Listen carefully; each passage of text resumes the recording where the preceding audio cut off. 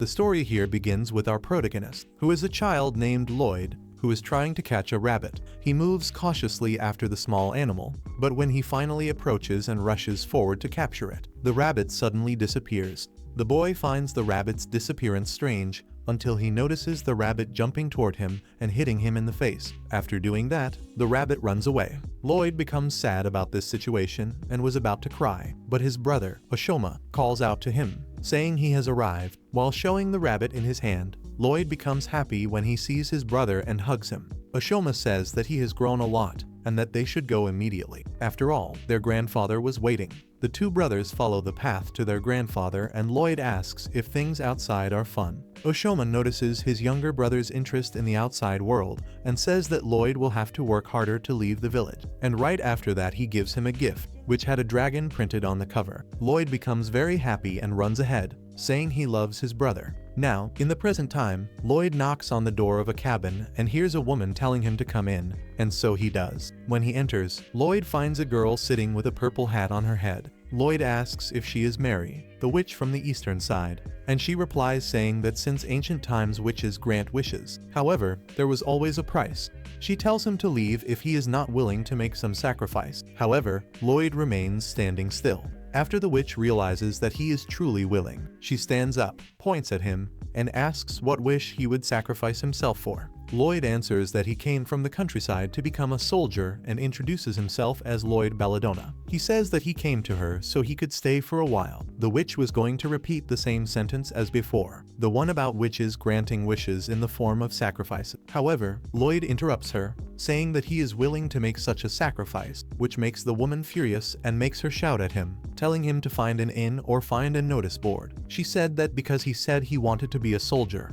and on the notice board he could find some opportunity. She moves away from him, still irritated, and sits in her chair, muttering that she is a witch and not a handyman or an innkeeper. Right after that, she asks from which countryside town he is from, and he answers that he came from a place called Kunlun. The witch was about to tell him to leave again, but she immediately realizes that he said Kunlun, and that makes her remember something. And just for confirmation, she asks the boy the name of the chief of that village, and he quickly answers that her name is Alka. At that moment, he hands her a crystal and says that they asked him to show that crystal to her. She becomes startled when she sees it, and before she can say what crystal that was, the gemstone makes a symbol close to the ceiling, where a girl appears above the table, telling the witch that she was her master, Alka. The witch immediately bows before her, and Alka explains to her that she sent Lloyd to her so that she would take care of him, and asks the witch to take very good care of him, because that child is very precious. The witch was going to ask something to Alka,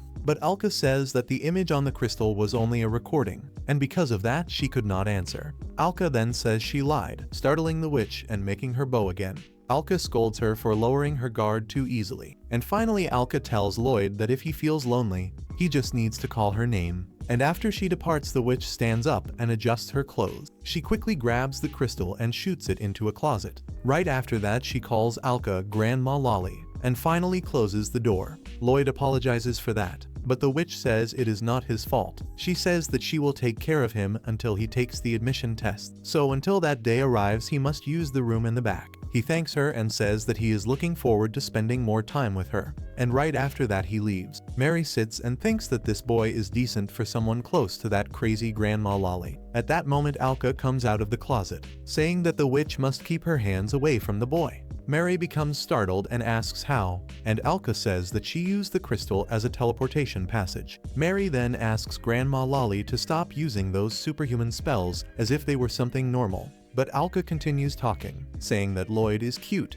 kind, and pure, being a true angel, and because of that nothing improper can happen. Mary tells her not to worry, because she has no interest in little boys. Right after that Alka comments that Mary called her Grandma Lolly many times today, and because of that she punished her with a misfortune spell. And after saying that Alka leaves, Mary tries to stand up, but she trips and falls to the floor. She complains about Alka, saying that the improper use of ancient runes in the wrong way can end up destroying the world, and now without even being able to stand, she stays on the table complaining until she falls asleep. The next day she wakes up to the sound of something being fried and realizes that she is covered with a blanket. Lloyd comes to her wishing her a good morning and saying that he is using her kitchen. He gives her a beautiful breakfast. She keeps staring at the food for a while, and because of that Lloyd asks if she does not like pancakes. But she answers that she actually loves them and thanks him. After eating they sit down and she asks the reason why he wants to be a soldier. And he comments that even though he is the weakest in his village, not being able to even gather firewood or fish, he always wanted to be a soldier because of a romance book he read, and because he admired the hero of that book so much. He decided to follow that path. The witch states that to be a soldier he needs to know how to fight, and Lloyd says that she is right, and reveals that he does not have much energy, since it took him 6 days to arrive at that place. Mary says that he took the correct amount of time, since he lives far away, and coming by train would take more or less that long. She asks if he came by train, and he answers that he came running. Mary becomes surprised and says that he must actually have plenty of energy, but Lloyd says that his grandfather would do it in 3 days. She asks if he saw any monsters on the way, but he denies it, saying that he only saw some giant animals. Mary says that those are monsters, but he laughs and tells her that he knows how to differentiate monsters from animals, and that monsters are the ones that keep saying that they are going to conquer the world. And finally Mary exclaims that the ones who say that are the demon lord. She hits the table and makes the coffee spill onto her face. Lloyd wipes her face while she says that he is very strong, and he thanks her, saying that she is a very kind woman. Suddenly she notices that her skin was extremely soft, and when she looks in the mirror she realizes that her skin was even prettier. And Lloyd explains that this is a trick he learned using a certain rune. That way he cleans any imperfection in a perfect way. The witch laments, saying that the rune is called disenchantment, and that she spent 3 years trying to learn it. And shocking the witch even more, Lloyd says that he can also make rain fall, and the witch exclaims that this is not a simple spell. Next she presses her head against the wall, and Lloyd goes to her asking if she is okay. And she says that the first thing she needs to teach him is how to have a sense of what is common and what is not. After that, while walking through the city, Lloyd realizes that the city is very crowded, and he believes that it must be because of the selection of the best soldier. However, he hears some men talking, saying that apparently there are some infiltrated spies, and some men who want to send monsters into the city. Lloyd realizes that he was misunderstanding their conversation, and tells himself that he needs to focus so he can do well in the first task. Nearby Lloyd, a man bumps into a hooded woman with blonde hair, and immediately the man recognizes her, saying that she is the princess of the belt, and that the theory about her applying to the academy was true. The girl steps away until she enters an alley, where she suddenly notices a giant grasshopper that comes to attack her. She dodges it with a jump. However, even after her dodge, the creature attacks her again, forcing her to jump and grab her sword, but it is useless. After all, the grasshopper moves its wings, creating a wind so strong that it throws the girl against the wall. After hitting the wall, the girl is falling to the ground, and finally the creature was going to devour her. But at the last moment, Lloyd appears from the skies, landing a 2-footed kick to the grasshopper's head, and after that Lloyd grabs the creature as if it were nothing, and throws it far away. He says that he did not know there were so many insects in the city. After that, Lloyd goes to the girl and helps her stand up. He wipes her face with his special cloth, since her face was covered with mud. The girl turns her back, embarrassed, and he says that he needs to go, because he is already on a mission. Before he leaves, she introduces herself, saying that she is Selen, and he answers that he is Lloyd, and right after that he leaves, jumping from rooftop to rooftop. After that, in an inn, Selen looks at herself in the mirror and thinks about Lloyd, saying that the next time she meets him she wants to be wearing makeup. However, she sees the belt and remembers that she was cursed to keep that on her head. And when her father brought some specialists to help, the man said that only someone very strong could remove it. She cries, saying that she wanted to become strong, so she could remove that from her face on her own. And she promises to herself that she will take off the belt, even if she has to tear off her own face. She pulls the belt, and in that moment, the belt comes off easily, and she falls to her knees, realizing that the one who did that was Lloyd. She thinks about how strong he is and reaches the conclusion that he is the person she should be with forever. At the witch's house, she tells Lloyd that he did very well in his mission. His mission was to bring her a few things, and she congratulates him. He smiles and gives her a gift that he bought, and right after that he goes to prepare dinner. The next day, the day of the test, 2 people at a window talk while one of them, who is a girl, watches the candidates in the street. The girl notices the number of candidates and says that Meltham must have worked hard, and Meltham is the man beside her, and he says that this was necessary for the kingdom's peace. After all, relations with the neighboring city are bad, and the princess is still missing. So in that way, the nation's stability depends on military strength. The girl agrees, but asks if that is not risky. She looks out the window, looking directly at hero Flavin,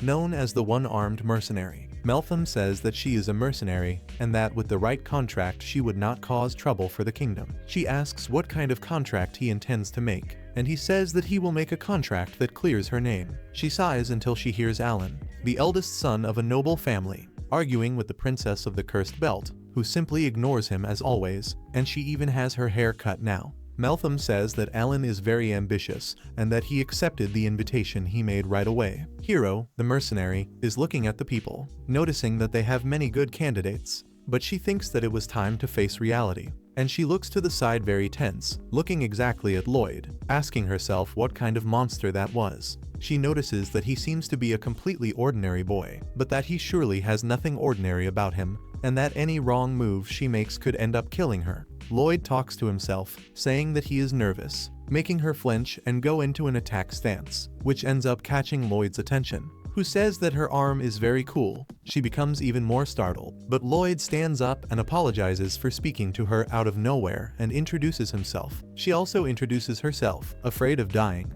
but as soon as she finishes saying her name, Selin, that blonde girl from before, appears pushing the mercenary against the wall. Selin looks at Lloyd with a completely love-struck gaze, radiating energy and affection. She calls him Lord Lloyd several times, and Lloyd recognizes her, asking if she is the person he saw the other day, and she immediately confirms it, saying that she is Selin, and that she is at his service. Lloyd asks if she also wants to become a soldier, and Selin once again answers that her body belongs entirely to him. Meanwhile, the mercenary, who is not foolish, tries to slip away quietly, but Selin grabs her head very quickly and approaches her, asking who she is. Hero asks if she is blind, and Lloyd says that she is Miss Hero, someone he just met. And upon realizing that Hero is no one important, Selin lets her go and quickly goes back to talking to Lloyd. Hero keeps looking at Lloyd, realizing that he is just a boy from the countryside who is incredibly strong, and that this smelled like easy money. After that, a soldier says that the test will begin, revealing that all candidates would attack a doll using any type of weapon. Many complain saying that the doll was thick and ask how many layers of metal the doll has, but in the end everyone organizes into line. Mildfang was there watching Lloyd. At that moment Hero goes to him and calls him. He asks if she wants to give up the contract, and she says obviously not, since she can earn easy money and also clear her name. She says that what she actually wanted was to ask about Lloyd, asking what was going on. Mildfang says that he does not know, since Lloyd is only a volunteer, but he says that even if everyone in that city went against him, they still could not defeat him. Hero then leaves the conversation, since it would soon be her group's turn, and he tells her not to mess everything up. After all, if she fails here, she will become a criminal, and she smiles, saying that his warning was very encouraging. After the conversation, that girl from earlier, the one talking with Mildfang, calls him to help her, making him think that he should not focus so much on only one candidate, but that even so he was excited to see how monstrous that boy really was. At the witch's house, Mary was thinking about Lloyd's result, and in that moment Alka comes out of the closet, telling Mary to make her some coffee. She makes. The witch gets startled and spit out her coffee, and Alka says that today will be the day of Lloyd's results. So she is very worried. Mary asks why she is worried, since even though Lloyd thinks he is weak, he is still a very incredible boy. While she is talking, Alka sits down, pulling a cup from her clothes, and serving herself coffee, making Mary scream, asking how she does that with such natural ease. But Alka simply continues what she was saying, explaining that Lloyd is from the village where the ancient saviors of the world found rest far away from civilization. He came from the legendary village, on the edge of the sinister, the final dungeon named Kunlun, and finally Mary asks how someone like him could possibly fail. After that, we see Lloyd staring at the notice board among the crowd, searching for his name. But after looking for a long time, even after everyone has already left, he finally realizes that his name is not there. Inside the academy hall, Hiro and Selin search desperately for Lloyd in the place, but fail to find him, and they wonder if there is a possibility that he was rejected in the test. Hiro notices that Melton is also searching for the boy in the room, and he is even checking the papers to see if he can find the boy's name, until his colleague calls him, signaling that it is his turn to speak. Melton, still confused, starts saying nonsense, causing his colleague to knock him to the floor. The woman then speaks about their main focus, which is to find the missing princess, and while the woman talks, the three who are worried about Lloyd continue searching for him. Melton can no longer imagine his military forces without that boy. Hiro is sad because she lost the easy money, and Selen is sad because she lost the love of her life. They remain in this concern until the woman says that whoever finds the princess has the right to ask for whatever they want, and that is how the three discover what they must do. Meanwhile, Lloyd is out on the street depressed, walking while thinking that it is sad to have been rejected. But he knows he is weak, so this result was already expected. After all, he was bad in the written exam, and in the martial arts exam, he keeps walking until he sees a poster announcing a job opening. In that moment, a giant grasshopper attacks him, but with a simple punch Lloyd sends it flying far away and quickly enters the establishment, and as soon as he enters, a man attacks him by jumping at him, but Lloyd simply dodges easily to the side. The angry man asks what he wants, and Lloyd answers that he wants to work, since he saw a sign saying that he is hiring. The man thinks about how dangerous this boy must be, since the moment he felt that aura, he attacked the boy purely by reflex. He thinks the boy must be a spy or something like that, so the man asks what he knows how to do, and Lloyd answers saying that he knows how to cook and clean. The man is shocked by these two things, because he expected the boy to want to fight him. So to find out more about this boy, he tells Lloyd to start by cooking. While Lloyd cooks, the man keeps watching him, and wondering if he really is just a normal boy. But he remembers the speed of that dodge, and that makes him certain that Lloyd is not normal. While Lloyd prepares everything, he comments that he was rejected in the academy test. He says that the people from his homeland threw a big celebration when he left, so he does not want to return home empty-handed, so he will try again next year. The man doubts his rejection, because there is no way a boy with such a monstrous aura could be rejected in a military exam. The trio that was worried about Lloyd ends up taking a look at his answers from the written exam, and Melton asks what that even is, because it looks like he only scribbled or drew on the test. Selen wonders why Lloyd drew that, until Melton's colleague arrives hitting him with a fan, asking if he is still fooling around, and right after that she says she wants to know who this Lloyd is. Selen shows the test and says that he is a unique individual who cannot contain his artistic impulses, referring to his drawings, and Hiro reveals the woman's name, calling her Corin, and saying that Selen is the only idiot there. Corin looks at the test asking what it is and suddenly gets impressed by something. Melton says the boy deserved to fail, but Corin says those are ancient runes. Everyone becomes confused about what that is, including Melton, and that makes Corin hit him. She says he ordered her to research it, saying that researching this would be of great importance to the nation. And now he acts like he does not know anything. She asks the girls where Lloyd is, and they say they do not know. Back at the establishment, Lloyd finally finishes, revealing it to be a tomato risotto with fish. The man, who is actually a former royal guard named Chromie, thinks that Lloyd must be waiting for him to become vulnerable, since humans become vulnerable while eating, but even so he accepts the challenge, finally going to taste the food. At the academy, Hiro asks what ancient runes are, and Corin says that when combined with the caster's magical power, ancient runes can achieve things that normal spells cannot. Corin asks Melton if he interrogated the person who interviewed Lloyd, and Melton confirms, saying that aside from what he wrote on the exam, Lloyd also said he only knows how to use rain magic, and Hiro asks why he would lie, and Corin says that maybe he did not lie, and that maybe he can actually summon rain, since he uses ancient runes, and finally, in short, she says that Lloyd might truly have incredible powers. And returning to the scene, Chromie has finally finished eating the risotto until almost nothing is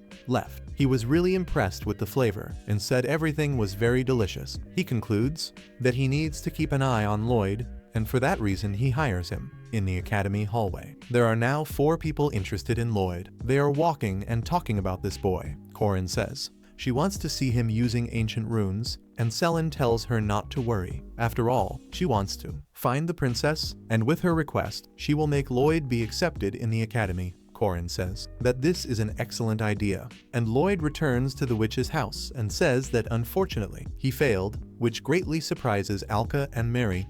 Alka says that it is time to destroy this entire kingdom, but Mary asks her not to do that. Alka says that she is joking and that she will destroy only 20% of the whole kingdom. Lloyd interrupts their conversation and says that Alka should let him retake the test next year, and because of that he wants to stay a little longer with the witch. He also says that he will pay rent to her and reveals that he has even gotten a job already. Mary says that she does not mind him at all, but the final decision belongs to Alka, who sighs and allows it, since she cannot say no to Lloyd. Lloyd becomes very happy and goes to cook dinner. After he leaves, Mary asks why Alka let him stay there, and she answers saying that she cannot say no to such a cute boy. When Alka is almost leaving, Mary asks why she does not help with the situation, since she is right there. They were facing several problems, and now would be a perfect moment for her to help them. Alka then says that her people can only intervene if it is a greater threat, and that with basic matters like this, they should handle things on their own. She leaves saying that she will return soon, but Mary asks her not to return so soon, calling her Granny Lully. In that instant, Alka returns and says that she cursed her again, and now every time she says Granny Lully, something bad will happen in her life. In that moment, Mary starts feeling severe cramps in her leg, making her fall, and in her pain on the floor, she calls Alka Granny Lully again, having yet another painful cramp. Angry, Mary grabs the crystal Alka uses to return there and throws it to the bottom of the well. Meanwhile, Hyro and Meltfin talk in a tavern, and the mercenary says that Selin will solve the issue of finding Lloyd. After all, she claims that both of them are in a very serious relationship. This way, the two of them can focus on finding the missing princess. Meltfin says quietly that this nation needs Lloyd for the war that is approaching. However, Hyro does not hear him. Meltfin finds it strange that this place is so full. After all, the food here is normally not very good and far too expensive. Not to mention that the floor used to be very greasy, and now everything is very clean. In that moment, Chromie arrived with their dishes, telling them to shut their mouths. Meltfin is surprised with the look of the dish, and when both of them taste it, they realize the food is very good. Meltfin asks Chromie what happened, and the owner of the place says that he hired a new employee. While Meltfin asks who would ever want to work with this man, Lloyd appears calling for the boss and saying that the omelette rice is ready. Chromie thanks him and asks him to take the trash outside. In that moment, Meltfin grabs Chromie by the collar and asks what that boy is doing there. Chromie asks if he knows him, and Meltfin says that actually he does not. Chromie comments that he hired him to keep an eye on him and asks why he was rejected. Lloyd goes out to take the trash, and in that moment he is attacked by another giant grasshopper.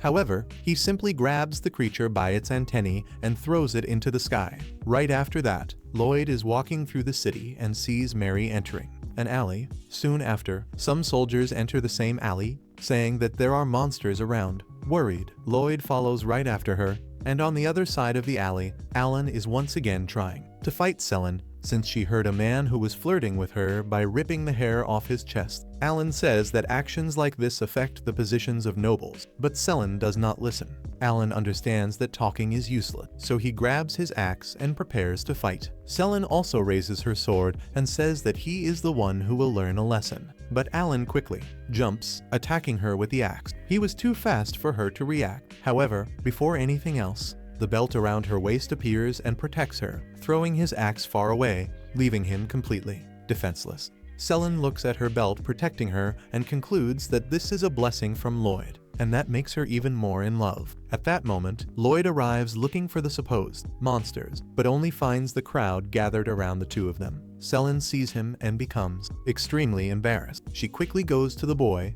saying that it was destiny for him to be there, and that she owes her life to Lloyd. At that instant, everyone arrives asking what was happening. Selin says that Lloyd came to save her from Alan, calling him a brute, Meltfin notices the situation and wants to see how Lloyd fights. He encourages Alan to face him. Corin asks why he is doing that, but Meltfin says that this is the boy of the ancient runes, so Corin also encourages the fight. Alan thinks they are saying this because they want to see what he is capable of, so he walks to Lloyd and asks to fight him. Lloyd says he is very weak, but because Alan insists, he accepts. Hyro asks Meltfin if Alan will survive, and Meltfin answers that yes, after all he is very strong, he only needs to be careful. However, Alan says he will give Lloyd an advantage, allowing him to punch him, first in the face, and because of that Meltfin and Hyro are certain he will die. Lloyd gets ready and goes to strike, and his strength is so tremendous that the wind around him starts to be pierced by his fists, and before he could even touch Alan with his punch, the shock of the blow was already reaching him. Chromie yells to stop Lloyd, but in that moment a tornado of wind forms in the area and Lloyd disappears, but Chromie notices Mary flying inside the tornado, along with Lloyd, far away. On top of a rooftop, Lloyd thanks Mary for saving him, even though what happened was actually something else. She simply prevented him from killing someone, but Lloyd is very happy for being saved, and he is willing to do anything for her since she saved his life, which makes Mary's nose bleed. She tells Lloyd that he should not promise to do anything like that, because a bad person could end up taking advantage of him, but he says that she is a good person, making her nose bleed again. In that moment, Chromie calls Lloyd. The two come down and Chromie tells Lloyd to return to work, staying alone with Mary. Chromie says that he knew that previous magical wind was hers. Mary says that it has been a long time since she last saw him. He bows and kneels down, and then they talk about their plan to discover what happened to the king. She says that soon they will put an end to this matter. Mary asks Chromie to investigate the person responsible for doing this to the king, and he promises to do so. At the academy, Corin says that Meltfin is working very hard, and he answers that all of this is for the peace of the nation. Corin asks why he tries so hard, and he explains that when he was a child, his village was suffering from hunger and poverty, and in this difficult situation, the enemy army attacked their village, taking all the remaining supplies. Meltfin says that he will never let something like that happen again. On the street, Selin and Hyro are walking together, heading to Witch Mary's house to exchange some information. When they knock on the door, the one who answers is Lloyd, surprising both of them. After entering, Selin becomes extremely tense and nervous, asking herself why Lord Lloyd lives with the witch. Hyro asks if she did not know. After all, were they not dating? But Selin says that they are hopelessly in love, and that they have been bound by destiny ever since they met exactly 1 week ago. And Hyro finally understands that Selin fell hopelessly in love with Lloyd after he removed the curse from her belt. At that moment, Mary arrives, lying on the couch and asking Lloyd for a beer with magical ice. Lloyd confirms her request and says he will also cook. She becomes very happy, until she notices the visitors. Selin was overflowing with jealousy back there. Lloyd introduces them as his friends, and they mention that they came here to buy information. Meanwhile, Hyro realizes that her face looks familiar, and Hyro hands her the princess's photo, saying that she is searching for her. Mary says she does not know the princess's whereabouts in a very nervous way, and Hyro realizes she is hiding something while thinking that she resembles the princess. However, Selin wants to question Mary, so she asks how long she has lived there. Mary answers that she has lived there for 2 years, leaving Selin so sad that Mary thinks she is crying because she is someone of royal blood like her. After all, it is already obvious that she is the missing princess, and living a hidden life like this is extremely frustrating. However, in reality, Selin was frustrated because she believed Mary was Lloyd's wife, and because of that she asks to hear the truth from her own mouth. Mary, confused, says she will say it, and then both speak at the same time, with Mary saying she is the princess, and Selin saying she is Lloyd's wife. Mary replies that she is not, and that at most she would be making Selin extremely happy, while Hyro stands up and slams the table, asking if she really is the princess, but Mary hides her face and says she is not. After this entire situation, they start again. Selin asks Mary if she knows the princess's whereabouts, and Mary asks why they doubt her, and she says she needs to find out in order to place Lloyd in the academy. Mary becomes happy upon hearing that they are doing this for Lloyd's sake, and suggests an exchange. She tells them where the princess is, while they protect the kingdom from all the dangers that are about to come. But before anything else, Hiro wants to know who the witch is, and Mary says that perhaps they already know. And as she is about to reveal her identity, Lloyd enters the room saying he already knows who she is. And he concludes by saying she is the kingdom's hidden heroine who acts secretly to save people. He believes this truth because he thinks she killed a monster those soldiers saw earlier and also saved him from that problem. He says he heard her speaking about the kingdom's issues, and because of that, he wants to help her. Mary smiles and says she really is a heroine, but that Lloyd is far too weak to assist her. He says he will try harder, and she says his words are useless, telling him he must work even harder if he wants to become a hero. Lloyd is affected by her words, but she continues being harsh, convincing him that he is extremely weak and cannot do anything. Soon after, he walks to his room feeling sad, and after all of this, she asks the two girls for help freeing the royal family from the evil affecting them. She reveals that she is the princess of the kingdom of Azami, named Maria Azami. Hiro thanks her for revealing the truth, but asks why she lied to Lloyd and why she insulted him by calling him weak when he is actually extremely strong. Mary then explains that he is from a place called Kunwan, and that people from there cannot interfere in human matters in any way.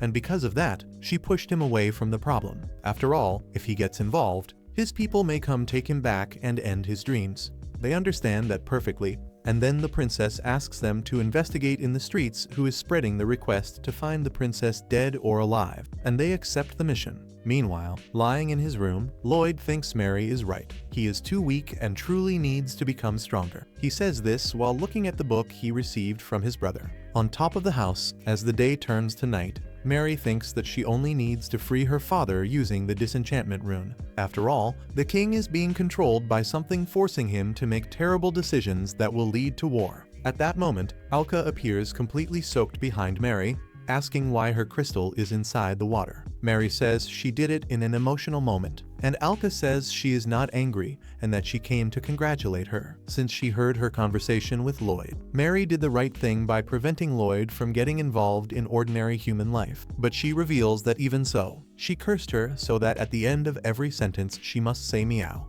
Alka says goodbye while jumping away and saying she wanted to take care of Lloyd at the festival. Mary exclaims why she would do that when the final confrontation is so close, ending her sentence with meow. Selen and Hiro were in the streets questioning people, and one of the people they questioned mentioned that the man who asked for the princess dead or alive kept repeating that all of this was for the peace of the kingdom. That night, Alka and Lloyd are at a festival. However, Lloyd is extremely depressed because of what happened earlier, and that is why Alka tries to cheer him up by showing how good she is at all the festival games. After trying for a long time, she notices that Lloyd is still feeling down, so she says it is time for the chocolate and banana snack, with her holding the chocolate and Lloyd holding the banana. Yes, she is suggesting something completely inappropriate, and the moment she moves toward Lloyd to go after him, several monsters appear in the festival, drawing everyone's attention. Meanwhile, in the castle, Chromie asks the king to reinstate him in the army, and Meltfin answers that the king has heard, and the answer is yes. Chromie asks if he is sure, since he now knows where the princess is, and says that Maria and some trusted friends are trying to find who cursed the king into declaring war, and that everyone's suspicion led to Meltfin as the one responsible, because the suspect always repeated that everything was for the good of the nation. Meltfin says that the one behind everything is him. The king would never be capable of doing this, so he is the one controlling him. Hiro and Selen arrive soon after, together with Princess Maria, who reveals herself as the witch from the eastern side. At that moment, the king turns to her saying that she had finally appeared, and something glows on his face, showing the possession. He says that he is the one controlling Meltfin, and then transforms him into a monster that begins fighting Hiro. The king leaves, letting the monstrous Meltfin fight them, and Mary goes after him, leaving her friends to deal with Meltfin. In the next room, the king is waiting, seated. Mary arrives and says she will take her father back, while preparing to fire 3 wind tornadoes toward the king. But nothing harms the man, who moves his finger and causes the ceiling to collapse on her. However, she manages to escape unharmed, casting another spell that shoots fire toward the king. Yet he defends himself with an ice spell that creates ice walls. The impact of the spells creates a mist in the area, and Mary uses the distraction to rush forward and strike him. but the king says she has grown, and upon seeing her father's face, Mary hesitates, allowing herself to be caught by a spell that slams her into the ground. The king walks up to Mary, who is on the floor, grabs her by the arm and breaks it. He says he will kill her right there, and Mary thinks she is truly going to die. She thinks about Lloyd, saying she cannot die because she has not apologized to him yet, so she rises and persists, saying she will not die. The king says that all her effort is useless, since soon the entire world will be in his hands, revealing that he is actually the demon lord Abaddon. Mary is shocked to discover that he is a demon lord. Meanwhile, on the other side of the screen, Lloyd flicks the air, sending several monsters flying away, and after defeating all of them, he asks where the monsters making everyone scream are. He senses that something terrible is happening to Mary, and says he will help her, even if she becomes angry with him, even if he is weak, or even if something tries to stop him, he must do something. In the castle, Lloyd is a bit frozen after learning that his enemy is a demon lord. He remembers what Alka said about her people dealing with that kind of threat. She becomes furious and complains that he did not tell her this earlier. The demon lord finds this strange and simply says he will kill her, but Mary now starts running from him, making him chase after her. She says she will make him regret it because she is running toward Lloyd's Alka, and the demon lord asks how she plans to do that if she is running. In the dark streets, Lloyd kills another monster and finds Alan hiding in a corner. Lloyd asks what he is doing, and Alan decides to tell the truth, saying he was hiding. After all, he has never fought a monster before. Lloyd says he understands, and that the first monster he ever fought, which was also a demon lord, made him feel the same fear. But the soldier he wants to become would not feel fear, and because of that, he persists. Alan asks if Lloyd truly wants to be a soldier, and Lloyd says he does, although he failed the academy test. While Lloyd is talking, a monster appears behind him to attack, and Alan warns him by shouting for him to be careful. But Lloyd handles the monster with a single slap, throwing it onto another monster further back, and then continues explaining that monsters are frightening. But Alan interrupts, saying he blew up a monster extremely easily, and Lloyd asks which monster, since he sees those monsters as simple insects. Lloyd continues saying that now he could move, and that although it is frightening, Alan is the strongest, and he would be able to defeat the monsters easily. With that said, he runs away, and after Lloyd leaves, Alan walks through the streets thinking about what the boy had said. And at that moment he sees a monster in an alley. He reflects to himself that he is a soldier, so he charges forward, jumping toward the creature with his axe, striking its head and killing it with a single blow. He thinks he could get used to this, until he looks at the sky and sees a massive red rune, and he wonders what that thing in the sky is. Up above, at the next red rune, Alka notices that those monsters are the work of a demon lord, so she can intervene, and by creating meteors from the rune, she attacks all the monsters for interrupting her date with Lloyd. Meanwhile, in the castle, Crom, Selen, and Hyro fight against Meldvan transformed into a monster, but they struggle. After all, Crom tries to confront him, and ends up being thrown against the wall with a single hit. Hyro then tries to face him, but she cannot, taking such a powerful kick that even defending herself she cannot endure it, and she is thrown against the wall as well. Next, Selen charges in, saying she will call the Lord for help, and because of that she asks Meldvan the monster to attack her. After all, whenever she is in danger, Lloyd appears, and she says that this is fate. She also asks him to leave her a bit undressed, so Lloyd will rescue her that way. After all, she wants to be in his arms with little clothing. The monster attacks her. However, the belt protects her as well, this belt being extremely strong. Hyro asks Selen to hold Meldvan in the fight while she goes to fetch Lloyd. But when she reaches the outside, on the castle balcony, she finds Lloyd. Lloyd enters the place of battle and finds Selen, and says he is happy to see her doing well. Selen runs to him to hug him, but Lloyd turns away and asks Crom if he is okay. At that moment, everyone explains to Lloyd everything that just happened, and Lloyd says he understands while he walks toward the monster, asking if he truly was a soldier. At that moment, the monster runs at him and attacks him with its claw, but Lloyd simply taps its hand, and with another tap he drives the monster into the ground, telling him to stop because he was having a serious conversation. He continues saying that he is a soldier, and that he should be the reason for the safety and the smiles of other people, and that this was the kind of soldier he admired. He asks what kind of soldier Meldvan was, and that truly seems to affect Meldvan, who starts to wonder what kind of soldier he is. Lloyd asks the reason why Meldvan became a soldier, and also asks what was on his mind. Meltvan answers while his monstrous shell begins to fall apart, saying that he became a soldier to protect others, so he can see everyone smile, and so no one goes through what he went through. Crying, he says that what he wants is peace. And then Lloyd asks why he got himself drunk by drinking so much at the festival. Yes, in reality, Lloyd thought Meltvan was drunk instead of having turned into a monster. That comment brings back a memory inside Meltvan, who is falling apart, and so he attacks Lloyd, who leans his body backward, dodging perfectly, and bringing his body back upright right after, headbutting Meltvan, cracking his skull and sending the monster flying backward, making him bounce across several places until falling at the door already defeated. At that moment, Lloyd says he needs to continue to find Mary. But Mary opens the door, throwing Meltvan away from there. She runs to Lloyd, and he apologizes for interfering, even though she said he could not do that.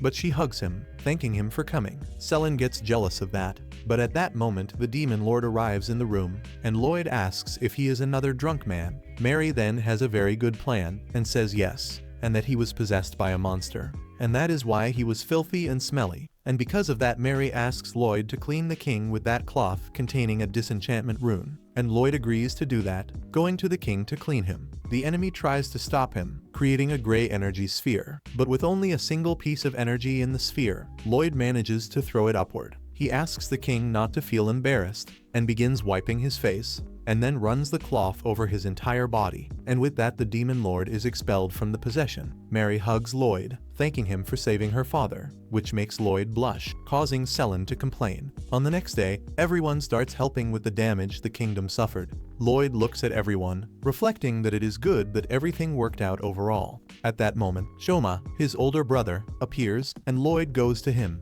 jumping and giving him a hug. His brother asks what Lloyd is doing here, and Lloyd replies that he came to become a soldier. Shoma says he only came to deliver some goods, but heard that he defeated a Bat-Kun, so he congratulates him. But before they can talk more, Alka arrives, making Shoma disappear. Lloyd tells Alka that Shoma was there just a moment ago. Meanwhile, at the academy, Chromie and Corin walk together in a hallway while talking about Meltvan. Corin is worried about him, and Chromie teases her by asking if she was worried about her romantic interest, making her nervous, and because of that she hits a kick to his intimate parts, saying right after that she is his superior, so he needs to measure his words. Then she says that the royal family decided to take Meltvan to the outskirts to do forced labor, and while Corin says that last sentence, we see Meltvan running from a giant rabbit until he is saved by Alka, who ends the rabbit with a 2-foot strike. Alka goes to him and tells him to stop the hunting, because now he will work in wheat fields. Now Alka and Meltvan are walking in the wheat field of the farm, and Alka comments that in the past a Locust demon lord made an entire nation starve, and because of that she used the runes to create wheat and distribute it throughout the nation. But she got tired of doing that, and now she only left all the wheat growing there. Meltvan remembers that when he was a child, someone distributed wheat for free, and so he reaches the conclusion that it was her. Alka says she wants him to take care of the wheat for her, and he accepts very willingly. At the witch's house, Alka enters the Lord's room while he is changing clothes and is shirtless, and at that moment she uses her crystal to activate recording mode, but Mary pulls her out of the room and closes the door. Mary asks if Alka wanted the Lord to become a soldier just to see him wearing a uniform, and Alka says yes, because after all it would be very beautiful to see him like that. After that, they walk around the house, and Alka asks if she will return to the castle after all of this. Mary says that her father will soon be fine and will return to ruling, and since she got used to her current life, she will stay there. The Lord arrives in the room where they are speaking, already dressed in a uniform, and while Alka becomes fascinated with his appearance, Mary congratulates him for becoming a soldier, although she wonders who recommended him. After all, someone did that before Selen and the others. At that moment, Hyro and Selen knock on the door, and the Lord opens it, asking them to wait just a little longer. Selen compliments the Lord, until Alka arrives behind him asking who she was, and Selen replies by asking who Alka is, which starts a certain problem between the two girls fascinated by the Lord. Hyro asks Selen to stop. After all, Alka is as strong as the Lord, and at that moment Alka tries to attack Selen, but the belt protects her, and Alka realizes that this belt was made from the skin of the divine beast Vertra, a legendary artifact from the Kunlun village that protects the bearer from all evil. At that moment, Alan arrives calling the Lord and thanking him. After all, because of him, he managed to work hard to kill the monsters, and because of that he also managed to enter the academy. He will receive a reward for his actions, but in exchange for that he asked them to place the Lord in the academy. After all, a student must help his master, and even if the Lord denied this master and student relationship, Alan will continue trying. Everyone starts talking at the same time, making Mary nervous, who grabs Alka and throws her into the closet, calling her Granny Lully and telling her to go home. Then she asks everyone to go to the academy right away, and so they all leave happily together toward the academy. This brings us to the episode where the Lord is looking at the stars in that night sky while riding in a carriage with Mary and Chromie.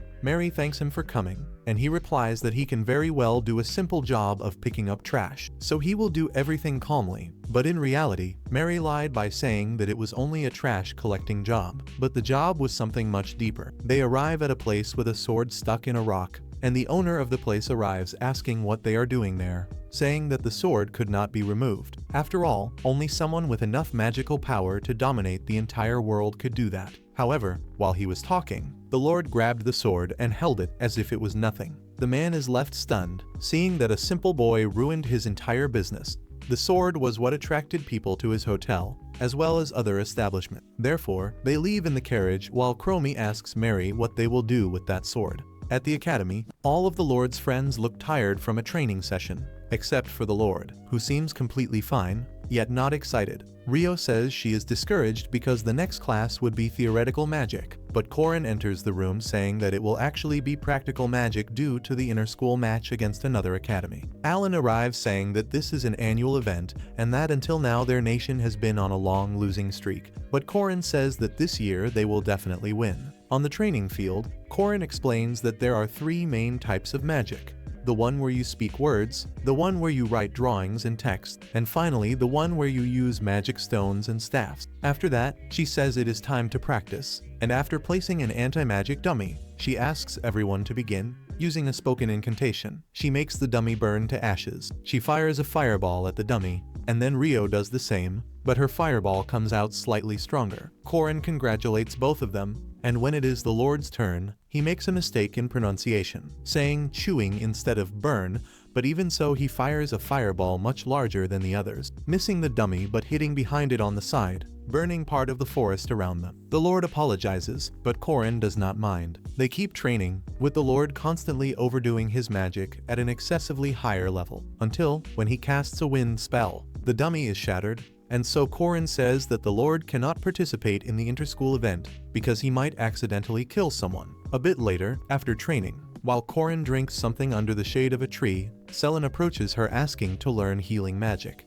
After all, Corin specializes in that kind of magic. Selin says she wants to learn it to help someone very important during combat, the Lord, and that way she will have more intimate physical contact. Rio says she needs to be careful using healing magic, because if she heals someone with an unclean wound, she might end up making things worse. But people start arriving saying they are also interested in learning healing magic, including Alan and the Lord. Then Corin suggests a special healing practice, because they need an injured test subject, and Selin suggests that Alan should be the test subject, since he is the most resistant. She kicks him down a staircase, making him fall through several steps until hitting the ground. He stays there while everyone surrounds him, and Corin tells him not to worry, because everyone there will heal him. At the witch's house, while Mary is having coffee, two blonde girls suddenly appear, startling her. The smaller blonde says they are clients, introduces herself as Mina Kinan, and says the other blonde girl is her sister, Afilo Kinan. Mary realizes they are the mercenary sisters, and Mina continues speaking, saying she is searching for a girl and shows a picture of her. At that moment, both of them feel something extremely dangerous approaching, and then the Lord opens the door, making the taller blonde, Afilo, attack him with a kick to the head, followed by another strike to the ribs. But even though her strike seems very strong, the Lord does not react at all and asks what happened. Then a fly passes between them, and he assumes she was trying to kill the insect, apologizing for standing in the way. The Lord sees the picture of the girl and says it is Hyro, his classmate at the academy. Afilo then goes to him and bows, asking to become his apprentice, promising to do anything he wants, cleaning, cooking, protecting him. She will do anything. The Lord says he cannot accept, because that house belongs to Mary. So the blonde goes to ask Mary for permission to live there, and Mary, pressured, ends up allowing it. Philo says she will scrub his back now while taking off her shirt, but Mary throws both sisters out of the house while throwing salt at them. The Lord expresses pain and says that maybe Philo broke one of his ribs, but he says it is fine, because in about 3 hours his bone will have regenerated. The Lord leaves saying he needs to make dinner, and Mary reflects to herself that she still needs to get used to the Lord's powers, because now she lives with him, and she gets excited thinking about that. At that moment Alka appears suddenly, saying she heard about Mary's trip to the Sacred Sword Village together with the Lord. Mary says she went there to carry out a certain task, but Alka asks if she took advantage of the Lord's smile, and Mary admits that she did, which enrages Alka, who quickly transforms Mary into a butterfly. The Lord arrives asking where Mary is, but Alka avoids the question by asking what he will make for dinner today. Later, the butterfly flies to a room in her house, where she finally manages to recreate her original body. However, she is now completely naked, and while she complains about what Alka did to her, the Lord suddenly appears, seeing Mary naked and leaving without any reaction.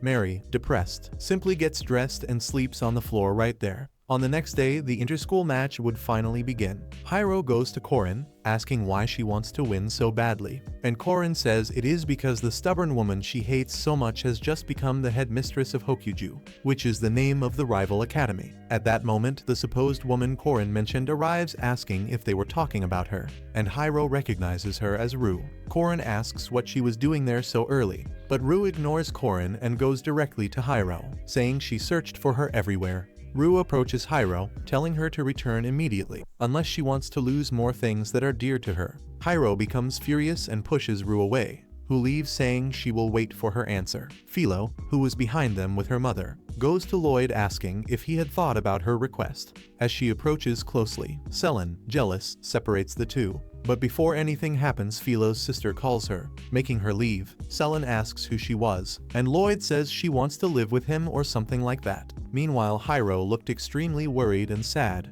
and throughout the rest of the day she remains sad, and Lloyd becomes worried about her, and Selin notices this concern. Because of that, Hiro has been distracting Lloyd, and for this reason Selin is not receiving his attention anymore. At the witch's house, Lloyd is troubled, and Mary thinks he is like that because he saw her naked yesterday. But Lloyd breaks the mood to ask how he can cheer someone up. Mary thinks he means he wants to cheer her up, and she starts getting excited about that. And she answers eagerly saying that he should invite this girl out, maybe for some tea, that this girl would love that. Lloyd says that is a good idea, and says he will invite Hiro, which completely destroys Mary's illusion. At the academy, Selin thinks about how to cheer Hiro up, because by being sad she attracts too much of Lloyd's attention. And because of that, Selin tries to give her a picture of Lloyd, but that does not help. Alan, all bruised, arrives inserting himself into the situation, but Hiro simply kicks him down the stairs. At that moment, Lloyd arrives to Hiro, inviting her on a date, which surprises both girls, especially Selin.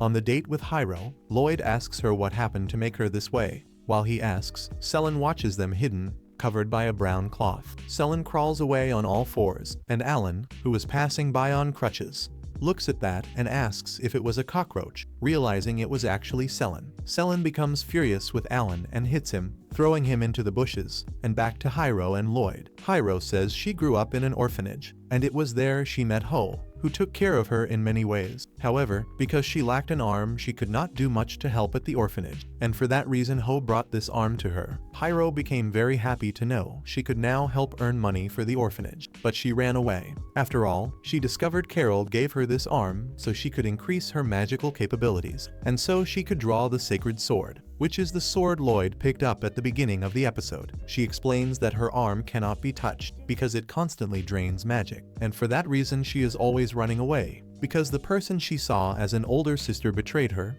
and only wanted to use her, and for that reason she pursues her, assigning false crimes to her. Lloyd holds her mithril arm and tells her to trust him, that he will do his best and will not betray her. At that moment, Selin emerges from the ground calling Lloyd a traitor, and tells Hiro she understands what it feels like to be accused without doing anything, and says that together they should take revenge. Hiro becomes pleased and, touching each of their fists, she says she does not oppose her idea. After that, in a kind of arena, Korin's team stands before Ro's team. Mina, the younger sister, asks Korin if she saw who will fight today, and Corin says it will be Hyro and Lloyd. However, Makona, along with other people, arrives falling from the sky and hitting the ground, saying she is Makona, the leader of the second-year class, and that she will fight in Lloyd's place, who is a weakling who cannot do anything without someone. Makona says she will face Philo. Corin announces the beginning of the training match, and at the same moment Makona is covered by a green aura, while a rune appears beneath her, boosting her abilities. Philo raises her right hand to the side, while an energy flows there as well. Makona jumps toward Philo with a fireball, but Philo simply says water and unleashes a massive wave of water at her opponent, throwing her out of the arena and making her hit the wall, immediately winning that match. Later, Makona goes to the witch's house and asks Mary to help her. Mary helps, and while she comments that it has been a long time since Makona last appeared, she also makes coffee for Makona and serves it to her while Makona stays silent, focusing entirely on enjoying that moment with Mary. We then discover that she feels some affection for the witch. However, at that moment Lloyd arrives, and Makona sees the closeness between the two, feels jealousy, and runs away under the rain. On the next day, the official event would begin, with Azami's team on one side and Hokuju's team on the other. Hyrule goes to Hyrule saying she has become a greedy serpent, and Hyrule says she will regret that and threatens the orphanage. But Hyrule says she will protect the orphanage. At that moment, Chromie announces the prize for the winner of the tournament, being the legendary sacred sword, which leaves both women, Hyrule and Hyrule, completely shocked. After all, the conflict between the two began because of that sword. Before the inter-school match begins, Hyrule is nearly hitting Chromie for placing the sword as the prize. Corin asks why she is so worried about the sword, and Selen explains everything to her. At that moment, Roll says she will now become a student to fight, and says she is even willing to kill for the sword. Because of that, Corin says she will allow Lloyd to participate, since if they do not follow the rules, Azami Academy will also not follow them. In the end, Hyrule asks Corin to teach her healing magic. At the witch's house, Alka argues with Mary, who was pretending to go out to shop, even though she was actually planning to go watch Lloyd's fight at the inter-school event. Mary then asks her how she always knows everything. But at that exact moment, the crystal notifies that Alka's village needs her. Alka says she will have to leave, but curses Mary so that she feels stomach pain every 10 minutes. She says she will only undo this curse if Mary crawls in front of the crystal ball and apologizes without stopping. After saying that, Alka enters the wardrobe, disappearing completely. Mary runs to the bathroom, complaining that Alka is using ancient punishments again for trivial things. The three selected participants stand in front of each other in the arena. On Azami's side, there are Selen, Lloyd, and Hyrule. And on Rokuju Academy's side, there are the two mercenary sisters and Roll. The judge explains that the first team to obtain 2 victories wins the event. However, they can only use magic. No physical attack such as punches or kicks is allowed. The first battle begins between Selen and Hyrule. Hyrule, without wasting time, conjures a lightning spell and shoots it towards Selen. But the Princess of the Belt, which was the name Selen was called in the past, is confident that her belt will protect her. However, the belt does not react at all, forcing Selen to jump away from that spell. Selen begins arguing with the belt, asking why it is not reacting, but the belt remains silent. Selen then asks if it is not reacting because the enemy represents no real threat to her life, not that the enemy is weak, but that this specific opponent does not intend to kill her. And while Selen argues with her belt, Hyrule fires multiple spells, forcing Selen to dodge all of them, until Hyrule uses a greater spell, summoning a cloud that shoots a gigantic lightning bolt toward Selen. At that moment, Selen would not be able to jump, so she simply curls up. It is exactly then that the belt finally reacts, protecting her from that lightning. Selen is now convinced she has mastered the belt, and she defends herself from any magical attack from Philo. And immediately after, she manipulates the belt so it grabs her opponent and brings her closer. But at that moment, the judge shouts that Selen has been disqualified. After all, the belt counts as a physical attack, meaning this is their first defeat. The next match would be between Lloyd and Mina, the younger sister. Mina prepares a spell that traps Lloyd's head inside a water bubble. Her plan is to make him lose due to lack of air. But 5, 10, 20 minutes pass and Lloyd does not fall. Mina says he is cheating, but the judge checks Lloyd, who is completely fine. Mina becomes irritated and cancels the spell, casting a worse and larger magic, where she creates a huge whirlpool of water around Lloyd, trapping him underwater again. And while that happens, she begins reciting another spell, which although long, would hold him thanks to the magic she cast before. However, Lloyd clearly sees what she is doing and decides he will not allow it. He conjures a wind spell that creates a tornado against Mina, throwing her against a wall and knocking her out. As soon as that happens, everyone starts to think that Lloyd won because he overheated Mina, using that as a simple excuse for Lloyd's overwhelming power. And in this way, now the two academies are tied, and the final match was between Hill and Roll, and both of them begin by firing several fireballs at each other without stopping. They stay in this clash until they cease their flames at the same time, and Roll says that the next strike will be her last. She charges toward Hill at high speed. Quickly, she manages to remove Hill's mid-wheel arm, forcing her to kneel. Hill asks what she did, and Roll says that since she put it on, she can also take it off, and that now, without the arm, she cannot do anything. However, Hill smiles and says she was only waiting for her to get close and lower her guard. And then, she attacks with a punch that generates fire magic, exploding point blank in Roll's face. The blow is powerful and makes her enemy roll across the ground. Then, Hill reveals that she planted a magic stone inside the arm and used healing magic to keep it in place. And like that, she would use it as a surprise attack. Hill says she also used delayed healing magic, which, in short, makes the healing activate moments after the spell is cast, restoring her arm that had been injured in the explosion. Finally, Hill approaches while chanting a high-class magic incantation, making her enemy so nervous that she faints right there. And Hill laughs at her, revealing she cannot use high-class magic, and that her final spell was nothing but a bluff. And so, the Asame Academy takes the victory. After her defeat, Roll remembers when she was a child, how everything began, and how she climbed step by step until reaching where she is now. She wakes up startled and finds her students in the room. Mina was also there and was still unconscious because of the fight against Lloyd. She asks where the sword is, and one of them answers that it is with a witch from the eastern side. A witch who lives with a sort of younger brother, someone she is extremely protective of. Roll orders Philo to go after this supposedly important person to the witch, so they can negotiate an exchange for the sword. And upon arriving at the witch's house, Philo sees Mary worshipping a crystal, and Mary was only doing that so the Alka would cancel the curse. In that exact moment, Mary runs off with a tremendous stomachache, and Philo, after witnessing that scene, begins to believe that the crystal is extremely important to Mary, and for that reason she takes the object with her, leaving a certain meeting letter for Mary to read. A bit later, Lloyd arrives at the house carrying the sword they won in the event, but only finds the star he gave her as a gift, and since she never takes it off, he becomes even more worried. Lloyd notices a letter on the table, and upon reading it, he thinks they took Mary and intend to exchange her for the legendary sword. In this way, Lloyd goes to the meeting place, but while he is leaving, Alan appears at the door saying he also has problems with hemorrhoids.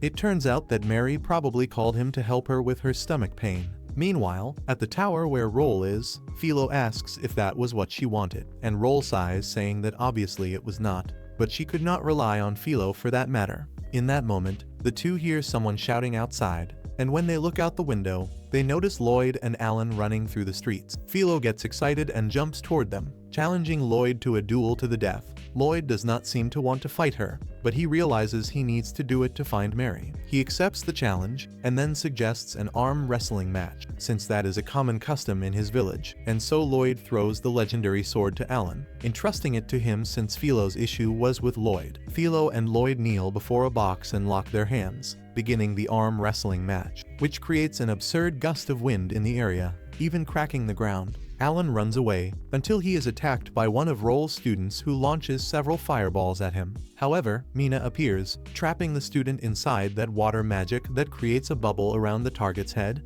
completely defeating him. Mina says she is betraying her because she treated her sister like a mere tool. Meanwhile, Lloyd continues the arm wrestling, breaking the box beneath them, and then beginning to lose to her. And to avoid losing, he jumps into the air and continues the strength duel right there. And even then he would still lose to Philo. But Lloyd uses Arrow, a wind spell that throws them against the ground, dragging them around and leaving a large trail of destruction. When they recover, Lloyd notices he has won the arm wrestling against Philo. They stand up while Lloyd is pleased for having won, but Philo holds his hands, asking him to marry her, and saying that because he is from Kunlun, he is worthy of placing a child in her belly. At that moment, Alan and Mina arrive in the area, and Philo goes to her sister, saying that she already knew whom she would marry. At the tower, Rose declares that everyone is extremely useless, and then Alka emerges from the crystal, calling for Lloyd several times. Roll says she does not know where he is, and beyond that, she calls Alka a brat, making Alka believe she was trying to keep her from seeing Lloyd. Alka becomes furious and casts a spell that destroys a large part of the tower, blasting Roll into the sea, and Alan goes after her to save her. And on the next day, the news spreads that Alan is a great hero because he saved the headmistress of a rival academy. Roll is once again in the infirmary bed, where a man performs a spell on her, telling her she may rest. In her mind, she remembers when she was a child, when she found Hyro peeling apples, even though she was very bad at it. At the time, Hyro asked Roll to teach her healing magic, but she told Hyro that such magic was too difficult at first, and that she should start with the basics. She also told Hyro that when she became an academy headmistress, she would give her a scholarship at the school. At that time, that was her dream. Then Roll wakes up, thinking that was where she began, and she sees Hyro at her side peeling apples so she can eat. But the moment she notices she is awake, Hyro immediately leaves, and so Roll thinks to herself that Hyro has improved a lot at peeling apple. Thus we arrive at episode 7, where the mercenary sisters are in the forest carrying out some mission for the kingdom. They find an unconscious man, and Philo asks if this was caused by those moving trees, since the person has no visible wounds. While Philo lifts the body from the ground, Mina says that because this is a serious mission, they should eat something serious, and so she asks Philo what she wants to eat, and Philo answers that she wants to eat a serious creature. At the academy, Hyro invites Lloyd to a horse marathon, since vacation begins on the next day. But before she finishes her invitation, Celine arrives looking desolate and emanating a bad aura. The blonde says her parents summoned her, and perhaps because of that she will be trapped with them. She even thinks of a plan to get rid of her parents, saying she could burn their house down, and then she would be free from having many romantic things with Lloyd. Lloyd says he is honored by her invitations, but he has plans. However, she only hears the part about being honored, and then begins imagining everything he wants to do with her, like marriage and other things. At that moment, Alan arrives. He mentions having made plans with Lloyd as his apprentice, but since he was proposed to, he will not be able to carry out what he planned. He continues speaking about all the good things that happened to him, but the girls grab Lloyd and leave, saying that Alan only wants attention. Upon arriving at the witch's house, Lloyd finds Mar and Alka arguing with each other about who will spend the vacation with Lloyd, but Lloyd says he will work at a hotel during the vacation because of Chromie's recommendation. And although they want to go, Lloyd says he wants to do this alone, because he wants to prove that he is capable of surviving without anyone's help. Meanwhile, the hotel owner was waiting for Lloyd, and at that moment he feels a dreadful presence approaching, until Lloyd appears behind him greeting him, saying he is the person Chromie recommended. They go to the hotel, and Koba introduces himself, saying he is the owner of the hotel, but also used to be an important soldier in the army. After showing most of the hotel, Koba says in the hallway that strange things are happening there, such as people suddenly falling into comas. Lloyd says that since he also serves in the army, he could rely on his help to solve this problem. They eventually arrive at a room where they find Kikyu, and at the same moment, the owner calls out to the woman who was secretly resting. The owner introduces her to Lloyd, saying she is a senior employee. He leaves the woman as Lloyd's tutor, and as soon as he leaves, Kikyu takes advantage of him, ordering him to clean the entire place. However, Lloyd does everything quickly, finishing before she even ends her sentence about cleaning. She is extremely impressed, and Lloyd notices he forgot to clean the ceiling. He does that quickly and leaves the entire room sparkling. The owner returns to the hall and observes how clean it is. Kikyu asks the hotel owner what Lloyd's secret is, but he says that is confidential, and walking alongside Lloyd, the hotel owner says that now they must receive a certain noble, someone rather complicated, since he arrived earlier than the scheduled time for his stay. They go to his room, finding him there, and it is already clear how irritating he is. But when the noble asks Lloyd what he thinks about the trees around that place, Lloyd surprises him by saying that although he finds them beautiful, he believes their potential is being wasted. After all, they were planted too neatly and pruned perfectly, so being able to do nothing but look at them seemed like a complete waste. The noble is surprised by how much he knows about this, and this ends up making them get along very well. After all, a large part of the noble's family comes from a lineage of arborists. At night, in the noble's room, Kikyu enters through the window. They begin to talk about their plan. After all, the noble is there to investigate an illegal planting of trees and the involvement of tree monsters. He must investigate this quickly.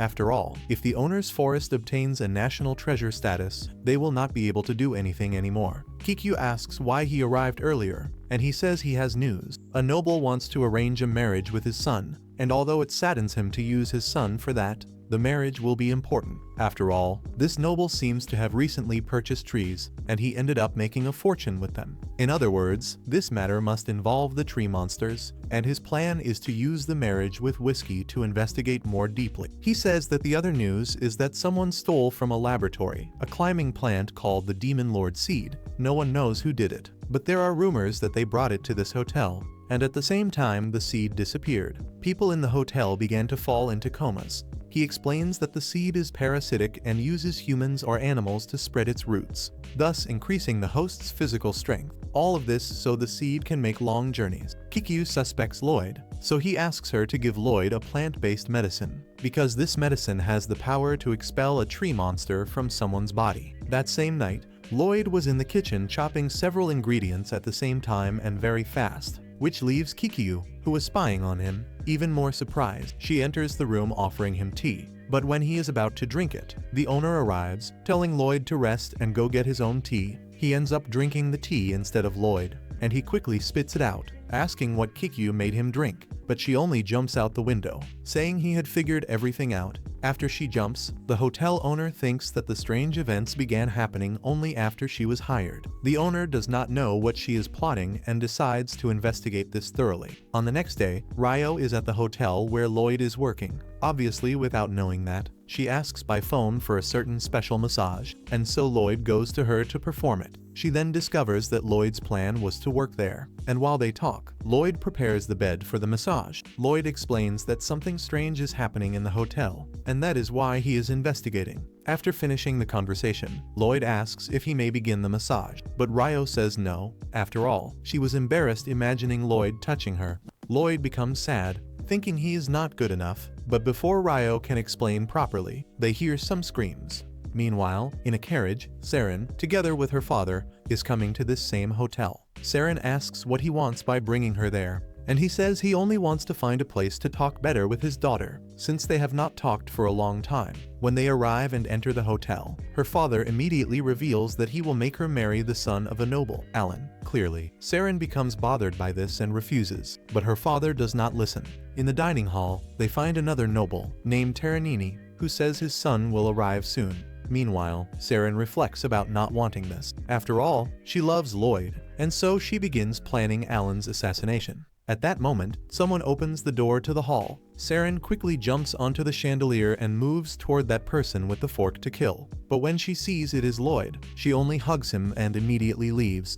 Terranini says to let the lovebirds be together, and continues saying they have much to discuss. Saren takes Lloyd to the pantry, where she says that the fact he appeared was God hearing her prayers. But before she could do anything improper, Hiro arrives assuring that the hotel is not for that kind of thing. Saren asks what is happening, and Hiro explains that earlier they found Alan unconscious in his bath, and so they switched roles to continue Terranini's plan, making Lloyd the noble's son and Hiro the new employee. She didn't hear anything, because she was completely focused on Lloyd in his uniform.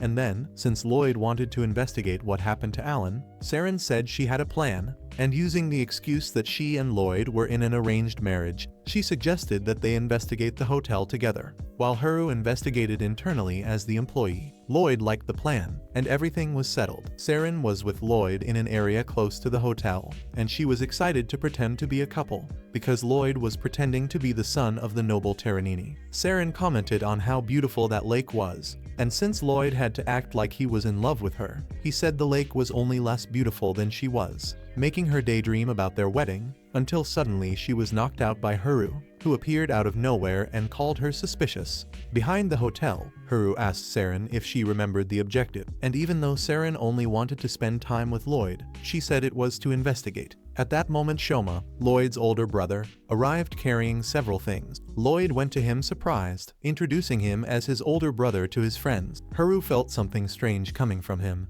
but quickly understood that he was extremely powerful, since he came from the same village as Lloyd. Shoma explained that he was there to deliver multiple incendiary bombs that had been requested, and after dropping everything off, he left. Saren immediately pulled Lloyd away, leaving everything with Haru. She said she was going to investigate, but in reality she only intended to use the chance to spend romantic moments with Lloyd. Now in a canoe with Lloyd, Saren said she never imagined she would be on a date like that because of her belt that used to stay across her face. She commented that her father tried to help in every possible way, but nothing worked, and she was extremely annoyed that now that her belt was finally gone, what her father wanted most was for her to marry Malo. She said her life would be much better if she stayed only with Lloyd, and that Alan was not even worthy of marrying her. But Lloyd said it was not like that. After all, if it weren't for everyone around him, he would not even be a soldier. But Saren replied with a smile, saying Lloyd helped others without realizing it, and that was why everyone around him wanted to help him. He felt happy hearing that, and asked her to keep what he just said a secret. After all, the fact that he was useless was a bit embarrassing. She got excited about having a secret and moved the boat, almost flipping it over. But Lloyd grabbed her in his arms and went to the riverbank in less than a second, preventing them from getting wet. While the two were together, Kikyo was watching from a distance through binoculars, just waiting for a chance to get close to Lloyd to apply that cream that would remove the Demon Lord seed from inside him. Saren moved away from Lloyd, and then Kikyo approached him stealthily to apply the cream. However, Lloyd sensed her presence and asked what she wanted. Kikyo invented that she wanted to give him a full-body massage, since he had been working so hard, and Lloyd loved the idea, saying he would use the opportunity to learn more massage techniques. So Kikyo applied the cream to Lloyd's body, wondering where the seed could be hiding. She thought it might be in Lloyd's groin, and she would even put her hand there to apply the cream. But at that moment Saren arrived, using her belt to stop Kikyo from doing anything further. They started a quick fight, where Kikyo immediately moved behind Saren and performed a suplex on her. Saren wasn't hurt because of her belt, and Kikyo escaped right after. Saren asked who she was, but Lloyd said she was only his senior who worked there, and that she had been teaching him how to give a massage. Saren, seeing Lloyd shirtless and covered in cream, suggested a hot spring bath with him, using the excuse of not staining his clothes, and he accepted. Lloyd waited in the hot spring until he saw Saren arguing with Haru about why she was there to bathe as well. Both of them were wrapped in towels. Then several people began to show up, like Alka and Mary, who said they needed to rest their bodies, and that was why they went there. The sisters Mina and Philo also appeared, saying they were there to carry out a certain mission. All of them wearing towels except for Alka and Philo, who were completely naked. Philo said she went into their house to become Lloyd's apprentice and marry him, driving Saren and Haru crazy. Haru and Mina talked about the sisters' mission. Mina commented that it was extremely important, since it involved the theft of a seed and the illegal planting of trees. And Alka explained that the planting was actually the appearance of trees, those giant living trees. Soon most of the trees around the hotel were those living trees. Lloyd stood up from the water saying he needed to do something immediately, but because of that he accidentally exposed his private parts to Alka, who fainted after seeing something so overwhelmingly large. Philo grabbed Alka by the hair and threw her far away, trying to hit someone who had been watching them. Far from there, Lai Quickwill, who was clinging to the trunks of a tree, fell to the ground, shocked because someone had been thrown at her. At that moment, the secretary of Trianini arrived, revealing himself to be the Trient she was searching for. While speaking, he changed his shape into a grotesque and monstrous tree. With his roots, he grabbed her legs, draining her energy and leaving her vulnerable. But at that moment Lloyd arrived, misunderstanding the entire situation as always. He thought that tree was something prepared by the secretary for the noble's marriage ceremony. The Trient created several smaller trees that attacked both of them and quickly left, increasing its size and saying it needed nutrients. Lloyd said he would take care of the weeds because he did not see those creatures as monsters. After dealing with all of them, Lai Quickwill remembered that the Trient said he needed nutrients and that he was heading toward the hotel. At the hotel, Noble Trianini and Saren's father were talking about business. That was when the giant Trient opened a hole in the wall. He said Trianini was tired of the noble's arrogance and admitted that he stole a special seed and started an illegal tree plantation. Furthermore, he began putting several people into comas to ruin the noble's reputation. with the intention of destroying everything he owned. The monstrous tree attacked with its roots, but the girls who had been in the hot spring arrived and stopped the roots from touching the men. Mina tried to push the creature back with fire, but when everyone realized it was useless, Fyro decided to push the tree back with a kick, forcing it away. Haru said that since magical power was useless, she had a certain plan, so she asked Saren to hold the monster while she ran off. Saren did exactly that, jumping toward the creature and cutting the roots reaching in her direction. But the creature was far too strong for her to advance that much, so she retreated. When part of the hotel collapsed toward Saren, her father ran and pushed her out of the way, being crushed in her place. Meanwhile, Haru attacked together with Alan, who had woken up in the middle of the chaos. Both used incendiary bombs, holding the tree back so Mina could create a water dragon as large as the monstrous tree, and the dragon wrapped around the creature, while Haru caused diamond dust to merge with the water, creating a crystallizing effect and trapping the tree inside the diamond. The creature did not stop, and even restrained, it attacked them with thorns erupting from the ground. Saren, meanwhile, was trying to pull her father from the debris, but she could not because he was too heavy. Her father told her to leave him there, but Saren said she had fallen in love with someone who always helped others even when he believed he could not, and because of that she wanted to be that kind of person herself. At that moment, another fragment of debris was about to fall on them, but Lloyd arrived and held it effortlessly, saving Saren and her father. Lloyd went to Mary, who explained they were fighting a monster and needed his help. Lloyd, determined to help, moved toward it. He approached the creature and delivered a punch that shattered even the diamond. He grabbed a red sphere, which he assumed was the core of the entire problem. He crushed it, and the monster died. Lloyd was extremely happy for doing that, because for him, this was the first monster he had ever defeated. From afar, Shoma watched and congratulated Lloyd. On the ground near him was Alka, trapped in some kind of spell. Alka wondered whether he was involved in all of that, and Shoma confirmed it. Before leaving, he said that the day had been intense, which was one of his catchphrases in this anime, and then he walked away. The next day, early in the morning, Alka took care of repairing the hotel, healing the injured, and altering the minds of some people to make them forget everything. After all, something related to a demon lord had occurred. Saren's father apologized for not paying attention to his daughter's feelings and asked Lloyd to take care of her. Saren immediately hugged the boy, saying they should get married right away,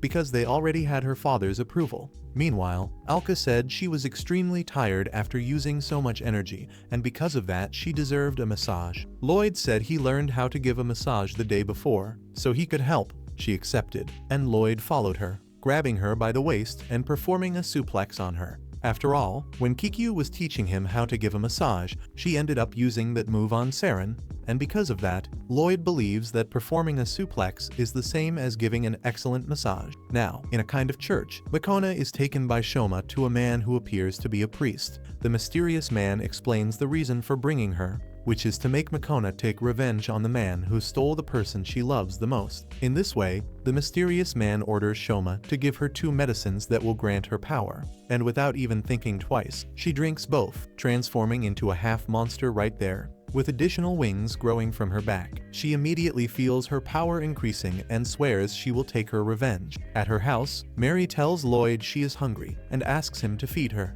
But at that moment, Haru, Philo, and Saren arrive, interrupting the moment, and inform that Lloyd has been summoned to help in a dungeon. Their mission is to find and defeat a giant serpent that resides there. Meanwhile, on top of the house, Alka looks toward the horizon. At the castle, all the Academy's rookies are in the throne room waiting for the king, while Saren imagines countless scenarios with Lloyd inside the dungeon. She starts an argument with Philo to decide who will explore with him, until the general orders them to be quiet, since the king has just entered. Everyone becomes tense with his presence, but the king enters the room acting like an actual clown, which surprises everyone. When asked why he is doing that, the king says it is because he read in a book that when everyone is tense, it is very good to make a joke. After that, he leaves the room, allowing the general to explain the plan. She says that the army, including herself, will provide security outside, while they, the rookies, will have to explore the dungeon and find the serpent. Meanwhile, the king talks to that man from before in a random cafe. The man says he found something inside a nearby dungeon.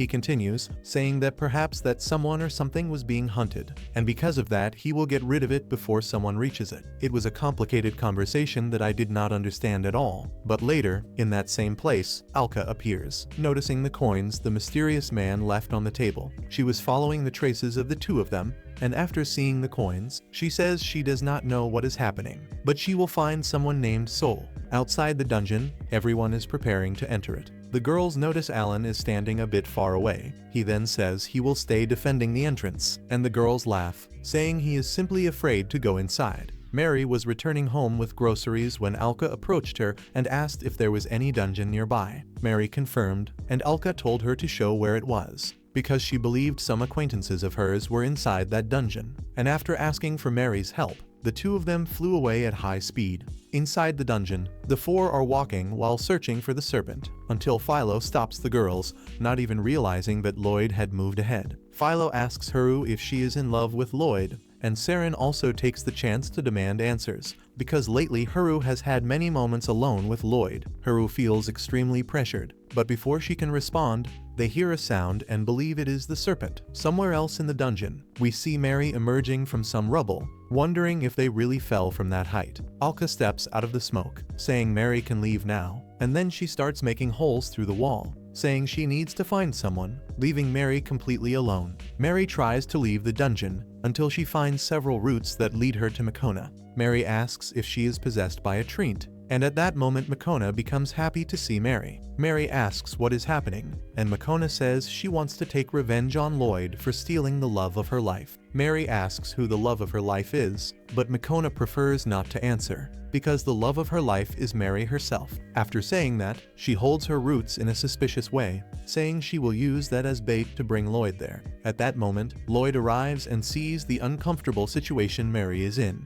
He orders Makona to release her, and Makona immediately breaks free from the roots and grows wings, beginning to fly. She tells Lloyd to fight her, or else she will do inappropriate things to Mary. Lloyd accepts her challenge, and a battle begins with Makona flying toward him to punch him, and Lloyd hits her fist with his own, creating a tremendous force that sends Makona backward. Makona, from a distance, makes several roots attack Lloyd, but he handles the roots easily, and even throws one at Makona, but he misses, and Makona uses a speed spell and rushes at Lloyd, kicking him, pinning the boy against the wall, and following him by grabbing his head and dragging him across the place. But Lloyd remembers and throws her far away. She asks how he is enduring so much pressure from her power, and he says that training like that is completely normal in his village. She becomes furious, saying he lied, and attacks him again with her roots. At that moment, the girls arrive running into the room, and Makona takes the opportunity to attack all of them, making Lloyd jump in front of the attack and be pierced to protect them.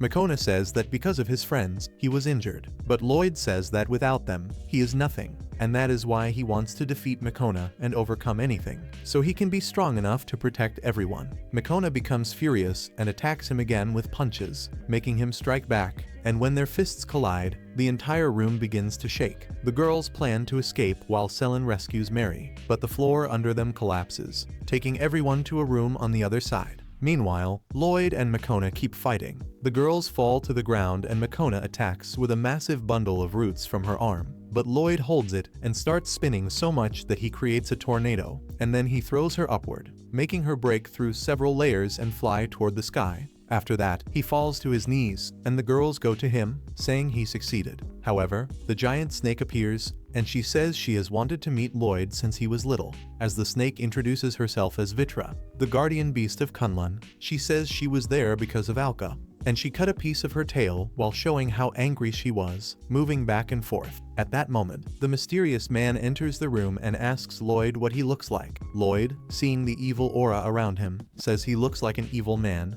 and so the man smiles, saying he finally found someone who could see that. At that moment, Alka rises from the ground, saying she has found Soul, who in this case is the man. Alka notices Vitra and speaks to her, making the snake furious and distracted. And then Soul appears on top of the creature and thrusts his hand into a crystal inside her, saying that if he kills Vitra, the source of Alka's power will end, and that way Kunlun can be easily destroyed, which would turn the world upside down. He grabs the crystal and destroys it, killing the snake, but Alka comes very fast and kicks him, throwing him against the wall, He asks how she still has powers, and Alka says she cut a part of Vitra and made a belt, selling it cheaply around. At that moment, Selen's belt starts talking, saying it is the snake reincarnated there, since the belt is part of her. The belt begins yelling at Alka, and Sol escapes through a portal, saying he will find a way to expose Kunlun, which is the last dungeon. And right after he leaves, the place begins collapsing because of Alka's destruction, and Alka escapes in her crystal, while telling the others to enter as well. At the entrance in the hallway, Alan and the other soldiers are running after Lloyd, while Alan remembers what Lloyd said to him about facing his fears. At that moment, he found the shadow of a dragon on the wall, and raised his axe, calling the snake for a duel. At that moment, the place began collapsing, and the soldiers think Alan's willpower made the entire place fall apart, becoming impressed. After all that, the king congratulates Alan for scaring the snake away, and names him a dragon slayer, even though Alan keeps saying he did nothing. Meanwhile, at Mary's house, everyone is gathered until Alka comes out of the wardrobe and puts a bag over Selen, saying she will take her to Kunlun. And so we reach episode 10, and we see that an exhibition match will happen between the kingdoms of Azami and Dio, as a way to present their current allied situation. The king then says he will send his strongest warrior, Ellen. After all, because of the recent event with the giant snake,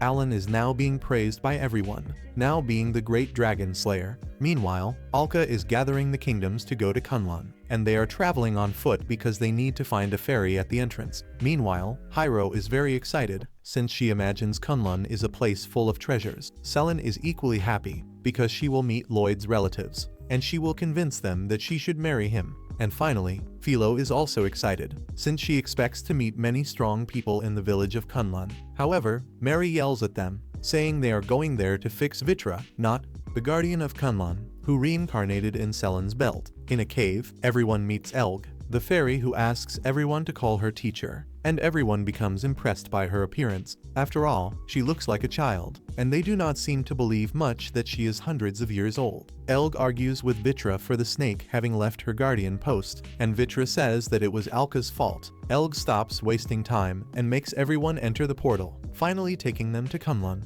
Everyone becomes very impressed with that place, and they even comment that the air is purer and the area is very peaceful. Hyro says it is very different from what she imagined. After all, she thought there would be houses made of gold or something like that, but she still believes they should not lower their guard yet. They arrive at a village, and immediately Hyro and Philo feel an enormous pressure. After all, everyone there is extremely strong. They see Vitra jumping and running at an abnormal speed, as well as an old lady firing a letter toward a mountain, but missing the target and saying it is because she is getting old. Lloyd says that they send letters like that, and an old man asks the same old lady to put magic into a cannon so he can be launched, and she really does that, shooting the old man toward the same mountain, but missing the target again, and saying the same thing about being old. Everyone is impressed, and they say that indeed nothing there is normal. At that moment, an old man carrying a giant fish is there, and Philo goes to him assuming a fighting stance, saying that he must be Pirid, the ogre lord, and that she wants his instruction. After all, that is the Pirid style. The old man says it has been a while since he saw that posture outside morning exercises, and so Philo discovers that her fighting style is a physical health exercise for the elderly of Kunlun, leaving her devastated. The old man Ray says he will instruct her, but right now he is carrying that fish, and so Hyro, with great greed, says she will carry the fish for him, but as soon as she picks it up she cannot endure the weight. Then they go to his house, and Hyro ends up lying on the floor, destroyed after carrying that fish. The general who went along with Chromie asks Alka where he is, and Alka remembers that they came to see that person, and then says where he is, calling her cute general. She and Chromie run to the fields, where they find Murtifin, wearing only a loincloth, taking care of the wheat. They go talk under the shade, and the general says she is surprised to see him wearing only a loincloth. She can barely look at him. After all, the man is nearly naked, and he misunderstands the reason she is acting strange, asking if she wants to use the bathroom,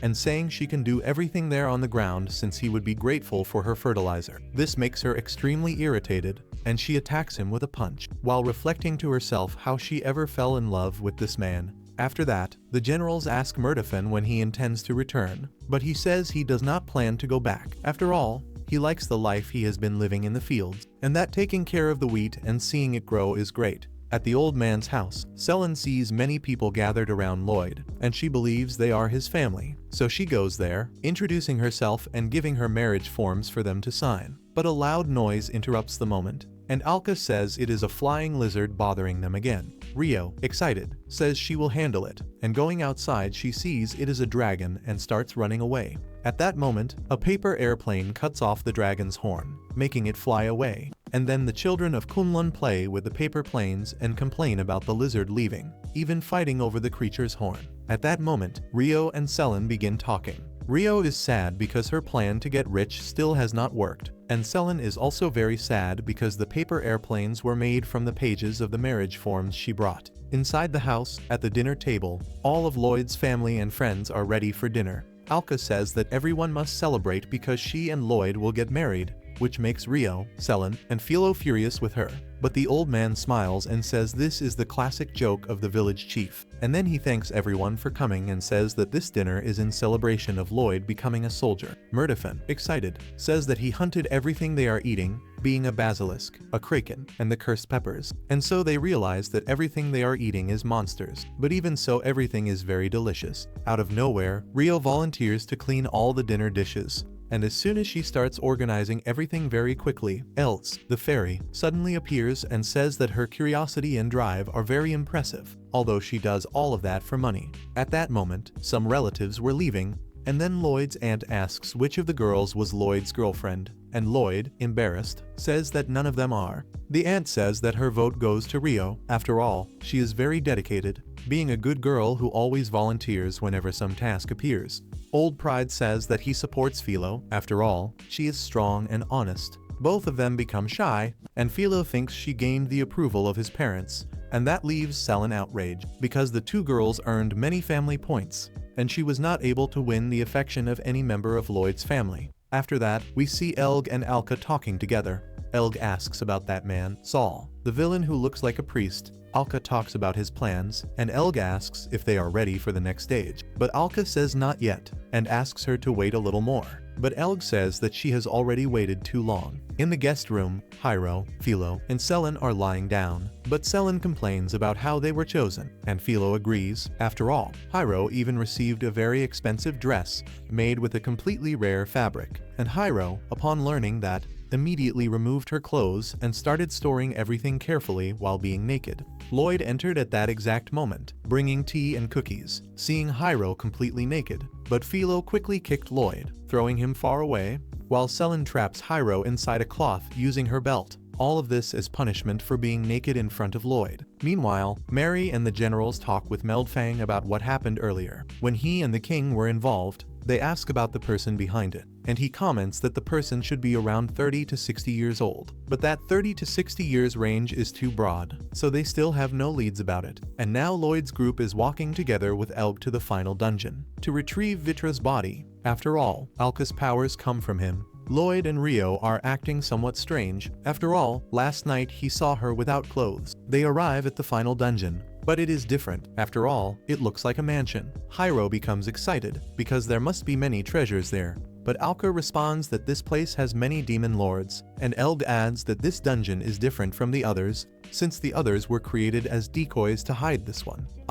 In fact, it was the ancestors of the people of Kunlun who created the dungeons. Elg explains that because of Vitra's condition, Alka's powers were out of control, and if they used the key to open the dungeon now, the demon lords would come in masses. Hyro asks what key that is, and Elg says it is the sacred sword, which, in fact, is currently in the possession of the Azami. Elg asks for the sword to be brought to her, and she also asks for Selen or Vitra. Selen hands him over, very sad, saying that the time she spent with him was not that bad, and unlike Selen, Vitra is extremely happy. Elg makes a pot appear, where she begins preparing meat with Vitra wrapped around it, and after showing the ingredients and the preparation steps, she puts Vitra inside an egg, and after 3 hours it was ready, and the whole meat-making process was just stalling. Then she calls Alka, and when she approaches, she flicks old lady Lully's head, and Alka feels pain, revealing that she is completely without her powers. Elg says that now she only has the strength of a 9-year-old child, and the same mentality. Elg says that they must return to Azami for the tournament that will happen, and she calls Alka to speak privately with her. And while everyone is leaving, Elg is walking with Alka in the forest. And Alka, unaware of the terrible situation she is in, says that she wants to take advantage of her current weakness so that Lloyd will take care of her. However, Elg presses a hidden button on the ground, making Alka fall into it and injuring herself in the process. Thus, Alka realizes that, in fact, Elg intends to completely remove her power. Elg says that this world needs to change, that everything must change, and that she knows what she will do, and who will be the great hero of the new world, and that is why she trapped Alka in that pit. Meanwhile, at the exit of Kunlun, the girls think they will miss that place, until Elg arrives and says that Alka was very busy. She tells everyone to go ahead. After all, Lloyd will take a while since he is saying goodbye to the people, so they leave. And after everyone departs, Lloyd arrives apologizing for the delay. Elg says that maybe Alka is passed out somewhere, since she no longer has her powers, and then Lloyd runs to search for her. Immediately after, Elg goes through the portal alone and closes it. The girls ask where Lloyd is, and she explains that he had to stay behind to take care of Alka, but that would only last for a single day, so everything was fine. The woman who is in love with Melsfang says she wanted to say goodbye to him, but at that moment he appears behind them carrying several vegetables. He says he came to deliver some vegetables to Mario, and the girl, who was not even the intended recipient of the vegetables, becomes extremely happy, grabs his hand, and runs ahead. And because of that, she leaves Chrome responsible for the exhibition map. They go to the city, and they're Hyro and Elg separate from the rest of the group. Elg approaches Hyro, asking if she would sell her meat wheel arm, and says she could even repair her real arm. Hyro says she will think about it. After Elg leaves, Hyro begins thinking about where she could sell her expensive clothes. She thinks about it while holding her underwear. At that moment, Nema appears while patrolling with a bag in her hand and comments that she was on her way to deliver something to someone. And so Hyro goes with her, since she was going to see Hall. Remember that Hall and Hyro share a bond as sisters. Arriving in Hall's room, Nema gives her the gift and asks what she was writing. Hall says she was working on a book titled How to Defeat a Rival. Her book contains guidelines meant to help weak people survive in this cruel world. Hyro takes the chance to ask Hall who ordered her to take the sacred sword. Hall says it was a man, and Hyro asks what he looked like. Hall explains that he had a child with him who made lollipop noises, and then Hyro remembers Elg. She always has a lollipop in her mouth. Because of that, Hyro feels a very bad premonition. In the area where the exhibition match will happen, Hyro and Nema reach Chrome. And then the general says that Hyro and Nema are responsible for protecting the king during his meeting with another king. Hyro notices that Sue, that villain, and Lloyd's brother Shoma are also there to watch everything. She finds all of that extremely strange, and when the king arrives, she tells him that perhaps Azami is in danger. The king tells them to have some tea together and talk, since they are close friends of Mary and therefore very trustworthy people. Meanwhile, Alka is still alone inside the pit. And then Lloyd arrives, removing the rock from the hole and jumping inside. Finding her, Alka asks why he came, and he says Elg warned him that she was in danger. Alka asks how he found her. He says that long ago the same thing happened to him and they found him. In fact, it was Alka who found him back then. He decided that he would grow strong enough to reach out to anyone who needed help, and that is why he found her so quickly. Alka looks at him and hugs him, saying that his words opened her eye, and for that reason, she will not let anyone destroy this world. In a house, Elg, Bill, and Shoma talk about everything being ready, and that the ending will be decided tomorrow. Meanwhile, Lloyd runs and leaps through the forest with Alka on his back. He says the portal was closed. Alka understands that Elg did it and tells Lloyd to run at full speed toward Azami. And so we reach the final episode of this anime. Lloyd is inside a cannon to be launched toward the city of Azami. Alka tells him not to forget what she instructed him to do. As soon as he agrees, the two elderly men channel magic into the cannon, and then Lloyd is fired. To advance even faster, he uses wind magic on his feet. Now the tournament has begun, and when Alan attacks his opponent, the person under the cloak suddenly disappears and is seen soaring into the sky. It is revealed that his opponent is Makona in her monster form, who attacks Alan at once and throws him against the wall, making him spit blood. The king of Azami stands and asks Sue what is happening. Sue says they should form an alliance, but one meant to dominate the world. Nema and Chrome try to stop the king from accepting this, but Shoma silences them instantly with just his aura. The king of Azami rejects the proposal, saying Sue has already caused too much harm to his people and he will not support that. With the king refusing, it becomes Elg's turn. She jumps into the arena, but she is quickly surrounded by Mary, Philo, Selen, and Hyro. They say they discovered her plan and will stop her right now. Elg laughs at them, since they are only normal people facing someone from Kuhan.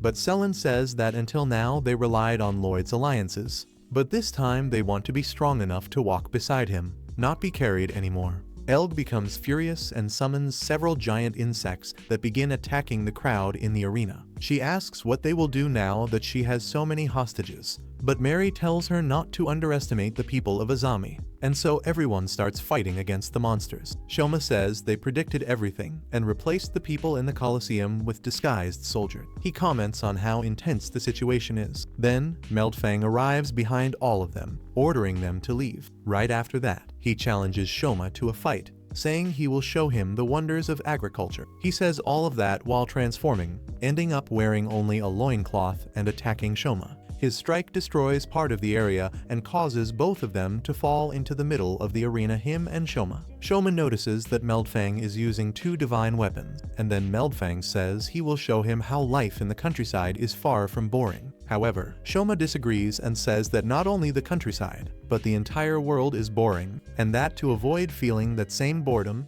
he will create a world that requires a true hero.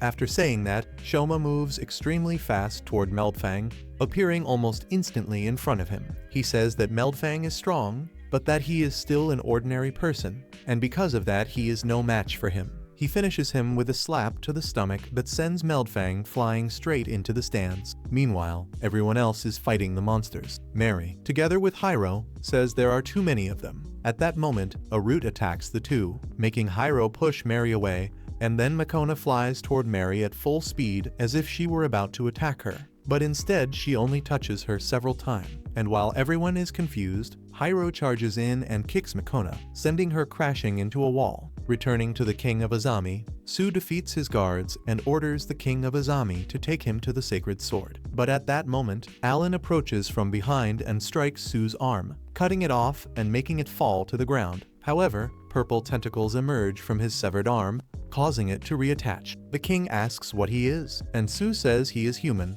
but created in a different way. He had been created by Alka using the runes human, hero, and immortal. Other runes had also been used. He was created to be a hero, a hope for humanity when the world was still in complete chaos. But once everything was resolved, he was supposed to disappear, yet he did not. And because of that, he became a hope with no purpose whatsoever. He wants to disappear, and for that he must become the root of all evil and allow someone to become the hero who will defeat him. They ask who that hero will be, and Sue says it will be Lloyd Belladonna. Right after Sue says Lloyd's name, the boy lands right in the center of the arena, making an epic entrance.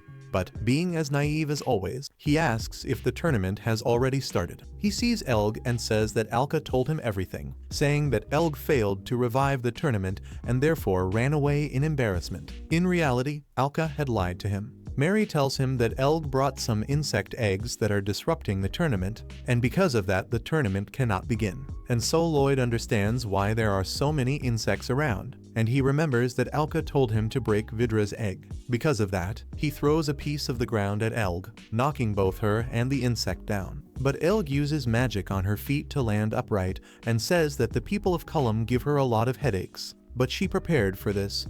After speaking, she moves her lollipop toward the sky, summoning a massive stone golem. Lloyd only realizes it is a monster because the girls tell him. At that moment, the golem pulls Makona into its chest, greatly increasing its power. Mary asks Lloyd to save Makona, and he answers that he will, but the golem attacks him immediately afterward. He manages to block the punch and throw the monster into the stands, but the creature lands on its feet and jumps at Lloyd to punch again. Lloyd counters with his own punch, destroying the golem's arm, and while the girls celebrate, the golem regenerates. Elg laughs at Lloyd and says she feels sorry for him, but Selen was hidden behind her.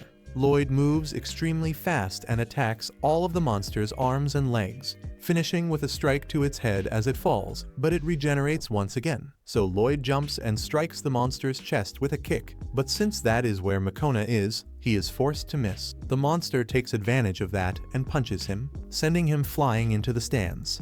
The monster follows him and lands several punches in sequence. Meanwhile, the girls try to figure out how to stop the golem's regeneration to help Lloyd. Mary says she has a theory. The golem is using Makona as its source of regeneration, so they need to remove her from there, because that might help. Hyro and Mary head to rescue Makona while Phalo handles the insects. During the battle, Lloyd is taking many hits, even beginning to bleed, and in his thoughts he kept saying that he was far too weak to help with that monster. At that moment, the monster was about to step on Lloyd again. However, Meldfond appears holding the stomp and asking Lloyd what his dream was. All of this while holding the monster back. Lloyd thinks about it and finally stands up, saying that he wants to be noble and strong to protect others, and that was exactly why he became a soldier. Meanwhile, Hyro, noticing that the Makona would react to anything that involved Mary, lifts up a pair of panties and shouts that they belong to Mary. Because of that, the Makona becomes very excited and wakes up, leaving the golem and grabbing the panties. Selin, seeing that Elge became distracted with the Makona leaving the golem,